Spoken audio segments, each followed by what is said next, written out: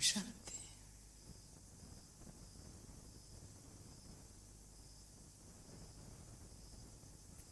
अव्यक्त वाणी 18 जनवरी 1969। पिताश्री जी के अव्यक्त होने के बाद अव्यक्त वतन से प्राप्त दिव्य संदेश। गुलजार बहन द्वारा। ओम शांति। एक आज जब हम वतन में गए तो शिव बाबा बोले, साकार ब्रह्मा की आत्मा में आदि से अंत तक 84 जन्मों के चक्र लगाने के संस्कार हैं। तो आज भी वतन से चक्र लगाने गए थे। जैसे साइंस वाले रॉकेट द्वारा चंद्रमा तक पहुंचे और जितना चंद्रमा के नजदीक पहुंचते गए उतना इस धरती की आकर्षण से दूर होते गए। पृथ्वी की आकर्षण खत्म हो गई। वहां पहुंचने पर बहुत हल्कापन महसूस होता है।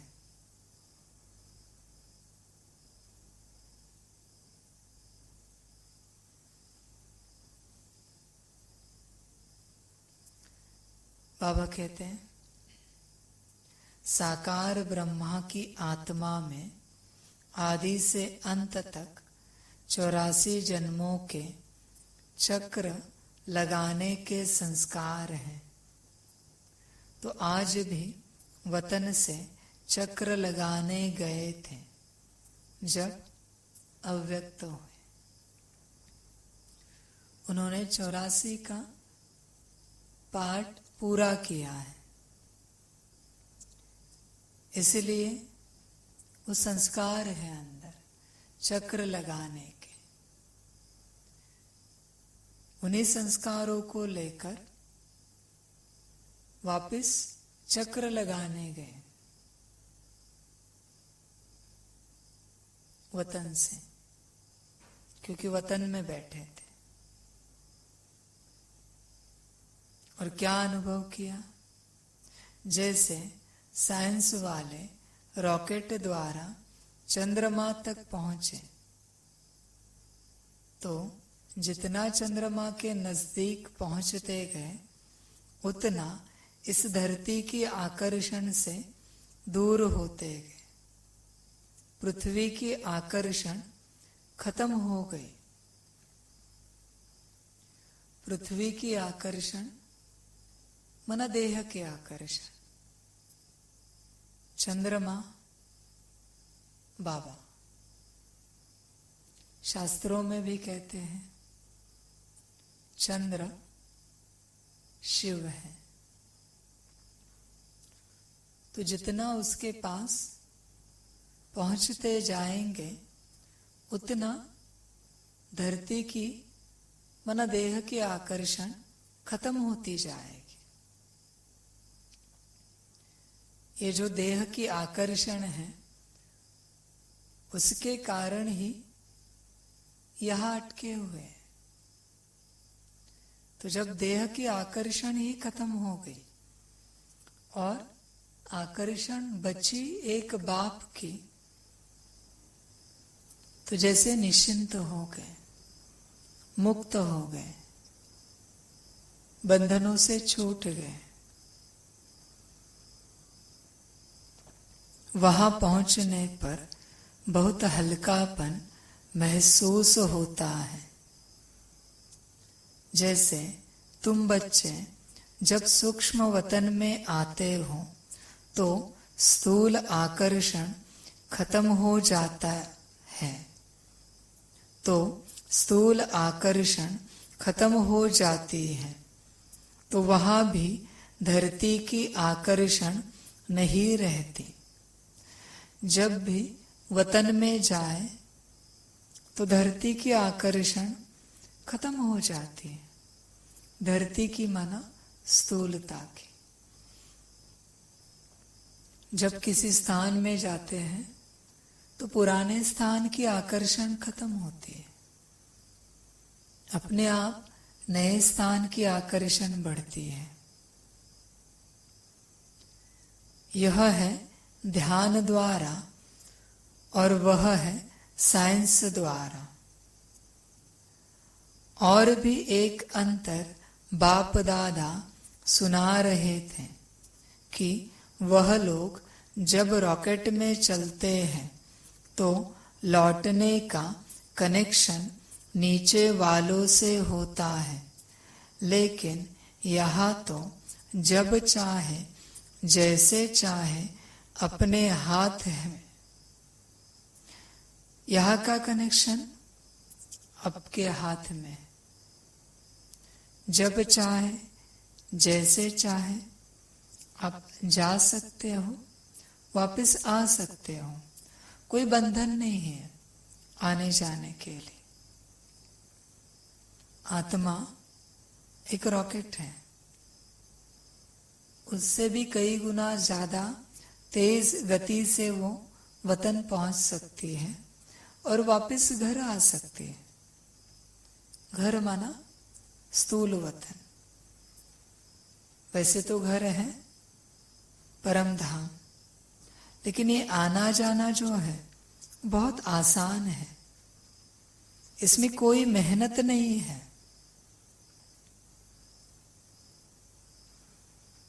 इसके बाद बाबा ने एक दृश्य दिखाया।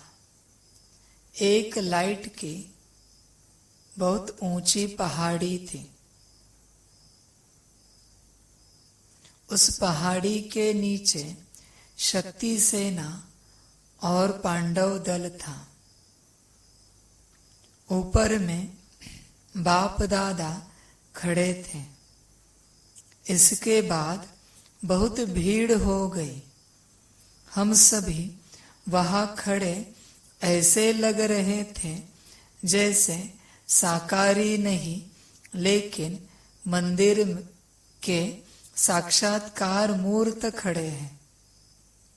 सभी ऊपर देखने की कोशिश कर रहे थे, लेकिन ऊपर देख नहीं सके।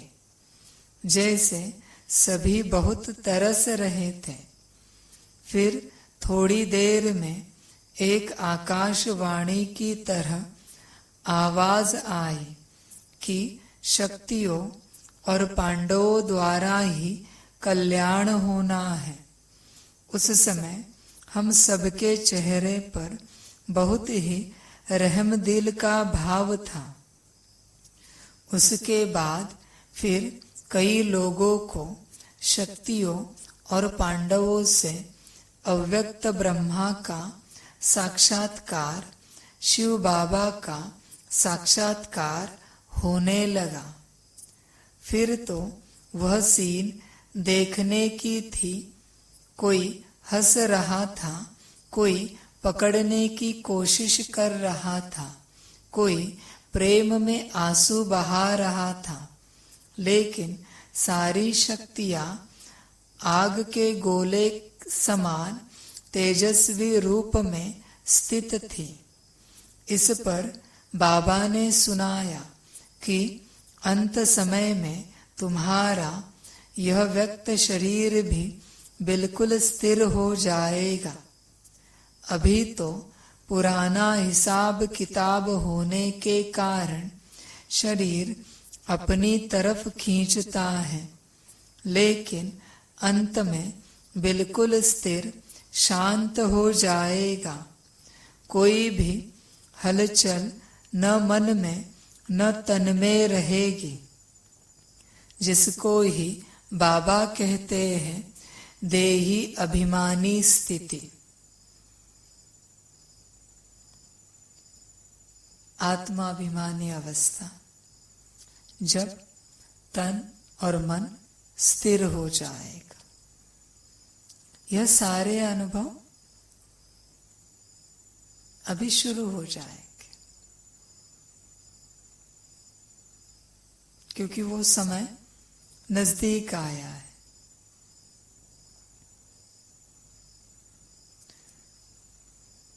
भले अभी आप सभी प्रयास कर रहे हैं उस स्थिति को पाने का, प्रयास करते करते अंत समय में पूरी रीति उस स्थिति को आप पा लेंगे।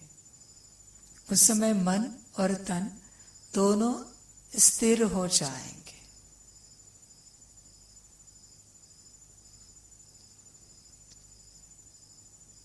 दृश्य समाप्त होने के बाद बाबा ने कहा, सभी बच्चों को कहना कि अभी देही अभिमानी बनने का पुरुषार्थ करो।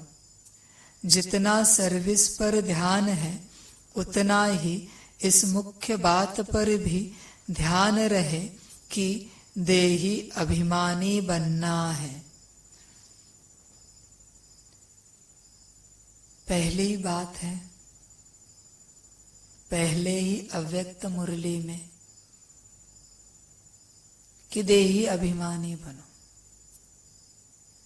जितना और बातों पर ध्यान है उतना ही ध्यान देही अभिमानी अवस्था पर रहे। अगर आत्म अभिमानी अवस्था नहीं बनती तो प्राप्ति कुछ नहीं। यह पहला पाठ है। साकार का भी यह पहला पाठ है, अव्यक्त का भी यह पहला पाठ है। इस पाठ से ही शुरुआत है देही अभिमानी, आत्माभिमानी। अध्यात्म माना पहले आत्मा, आदि आत्मा वही अध्यात्म है। अध्यात्म की शुरुआत आत्मा से होती है। जहां आत्मा यह सब्जेक्ट नहीं है उसे अध्यात्म नहीं कह सकते।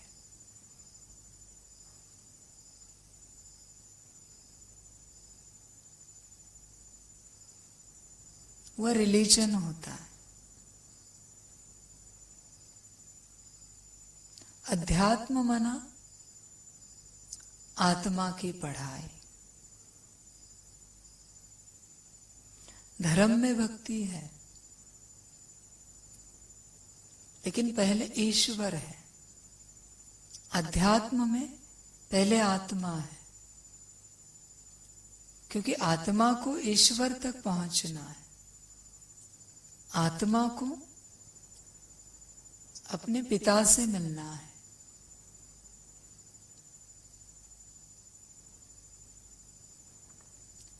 तो यह जो अवस्था है आत्माभिमानी, यही सब कुछ है। यही आदि है, यही मध्य है और यही अंत है। अनादि भी यही है।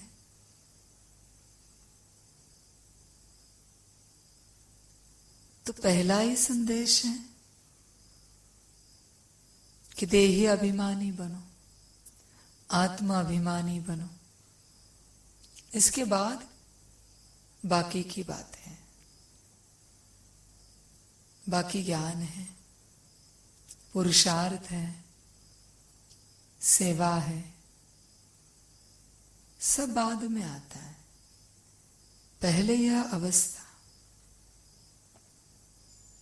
और मेहनत इसी अवस्था के लिए करनी चाहिए।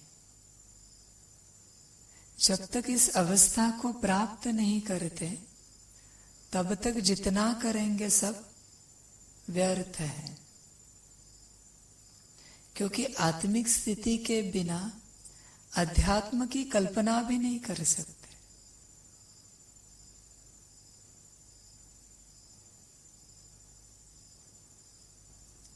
कल्पना भी करना जैसे पागलपन होगा, क्योंकि अध्यात्म का जो कोर है आत्मा, वही उसमें नहीं है। तो अध्यात्म कहां से आएगा? आत्मज्ञान जहां मिलता है उसे आध्यात्मिक सत्संग कहा जाता है। तो इस अवस्था पर ध्यान दो। इसी अवस्था में सब कुछ है। जिसने अपने को पा लिया वही परमात्मा को पा सकता है। बाकी जो अपने को नहीं पा सका वो परमात्मा को पाने की कल्पनाएं करता रहेगा, क्योंकि परमात्मा भी आत्मा है, भले परम है लेकिन आत्मा है। तो शरीर का मिलन परमात्मा से नहीं हो सकता, आत्मा का मिलन ही परमात्मा से हो सकता है। तो जब अपने को पा लेंगे तो परमात्मा तो मिला ही हुआ है, वो कहीं दूर नहीं है, बहुत पास है। दूर है तो हम अपने से दूर हैं। जब हम अपने पास आ जाएंगे, हम अपने से मिलेंगे, अपने को ही पा लेंगे, तब परमात्मा को पाना बहुत आसान होगा। समझना आसान होगा और अनुभव करना भी सहज हो जाएगा। इसलिए देही अभिमानी बनना है। कोशिश करो, कोशिश करते रहो। हर कर्म में देही अभिमानी अवस्था, बहुत सुख है इस अवस्था में। सारी प्राप्तियां हैं, कहाँ नहीं जाना पड़ेगा, सब आपके पास आ जाएगा। किसी द्वार को नहीं खोलना पड़ेगा, सारे द्वार खुल जाएंगे, वो भी आपके पास आकर खुल जाएंगे। सुख शांति के। इसलिए बस इस अवस्था में उतर जाइए, अपने को पा लीजिए, सब मिल जाएगा।